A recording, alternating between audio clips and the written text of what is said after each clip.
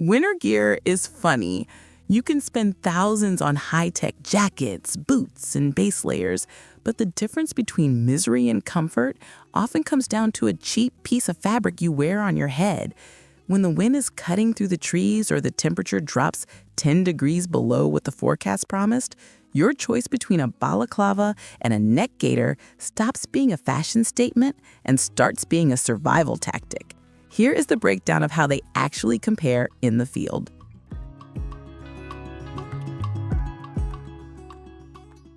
Coverage and warmth.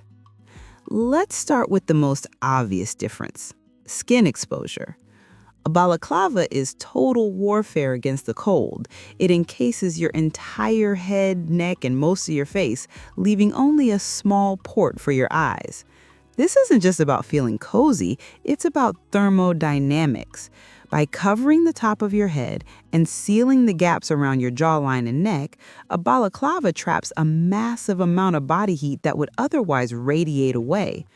In extreme conditions, think alpine skiing or winter mountaineering, this full seal approach is critical because it leaves almost no skin exposed to frostbite. A neck gaiter, on the other hand, is essentially an open-ended tube. It does a fantastic job of insulating the jugular and preventing cold drafts from sneaking down the collar of your jacket, which is often where you lose the most heat. You can pull it up over your nose and ears, sure, but it doesn't seal the deal. The top of your head is left exposed, unless you twist it into a makeshift beanie, which is rarely as warm as a real hat. The gaiter is looser, meaning warm air escapes and cold air infiltrates more easily than with the form-fitting seal of a balaclava.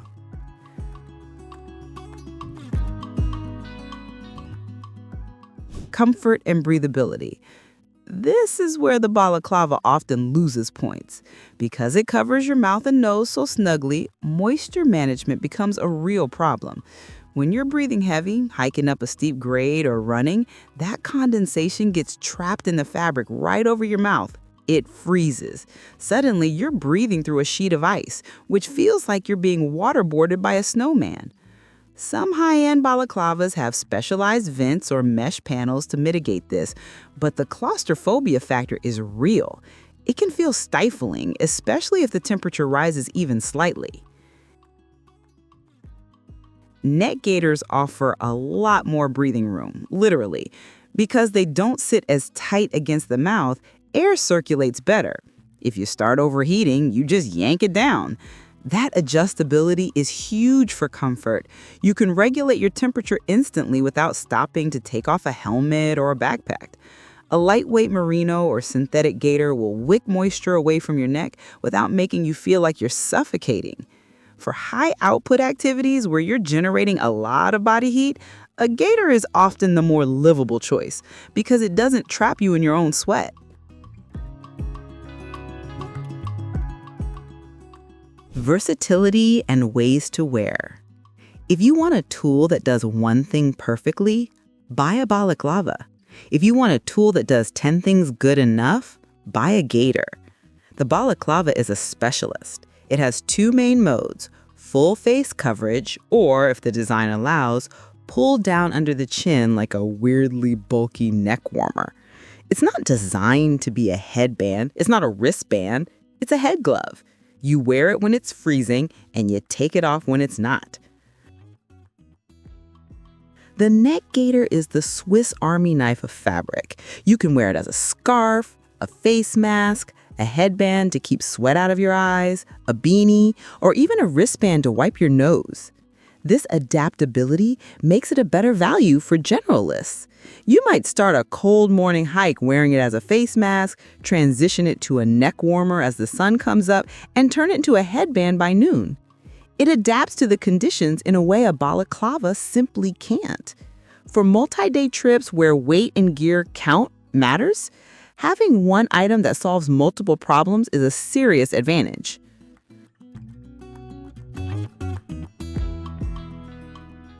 Use cases and conditions. Use a balaclava when the environment is trying to hurt you. If you are riding a motorcycle in December, Skiing in a blizzard or working on a power line in a gale, you need that seamless protection. The wind is the enemy here. A balaclava fits smoothly under a helmet without bunching up, creating a consistent aerodynamic layer that wind can't penetrate. It's the professional choice for static cold, where you aren't moving enough to generate heat, or high-speed cold, where wind chill is the primary threat. Neck gaiters shine in active cold. Think trail running, cross-country skiing, or early morning dog walks. These are situations where your body temperature fluctuates. You might be freezing one minute and sweating the next. The gaiter allows you to micro-adjust. It's also socially easier. Walking into a gas station wearing a full balaclava makes you look like you're about to rob the place.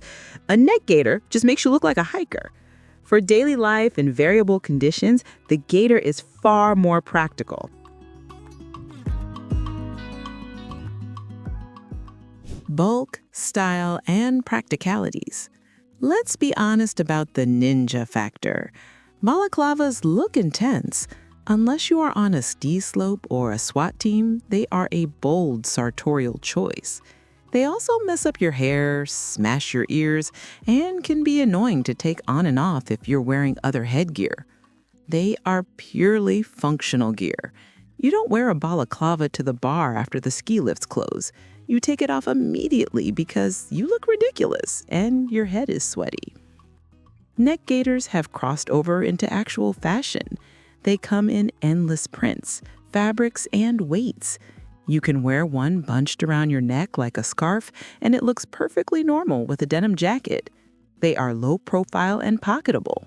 If you get too hot, you can crumple a gaiter into a pocket the size of a tennis ball. A balaclava, especially a thermal one, is a bit more of a commitment to carry around. Bottom line, the gaiter is low maintenance and socially versatile. The balaclava is high performance and single-minded.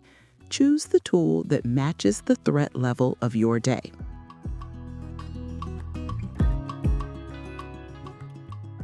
Cost versus value. Let's talk money. You can buy a cheap version of either for $5 at a gas station, and you will regret it immediately. Cheap fabrics itch, don't wick moisture, and smell like a wet dog after one use. For quality gear, the pricing tiers are distinct. A high-end neck gaiter tops out around $25 to $30. For that price, you get merino wool or advanced synthetic weaves that block UV rays, repel insects, and resist odors for days. Balaclavas are generally more expensive, with quality technical models ranging from $30 to $60 or more. You are paying for the engineering, the 3D knitting that fits a human head without bunching, the windstopper panels over the ears, and the breathable mesh over the mouth. The value proposition here is narrower. You are paying for survival and comfort in specific, harsh conditions. If you only skied 2 days a year in mild weather, a $60 technical balaclava is a waste of money.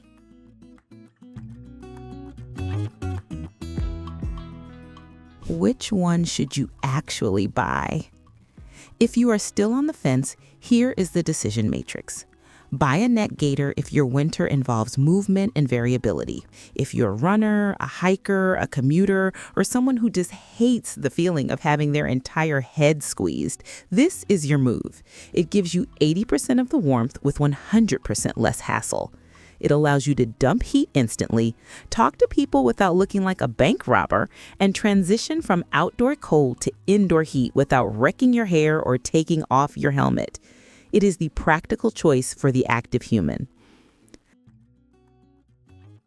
Buy a balaclava if your winter involves sitting still or moving fast in freezing air. If you ride snowmobiles, work on a construction site in January, or ski in high-altitude environments, the gaiter will let you down. You need the seal. You need the guarantee that no matter which way you turn your head, the wind isn't getting in. It's not about convenience. It's about armor. And if you're smart, you own both. You keep the neck gaiter in your jacket pocket from October to April as your everyday carry. And you keep the balaclava in your glove box or gear bag, ready for the days when the mercury drops off the bottom of the thermometer. Because in the battle against the cold, it's better to have the tank and not need it than to be driving the convertible when the blizzard hits.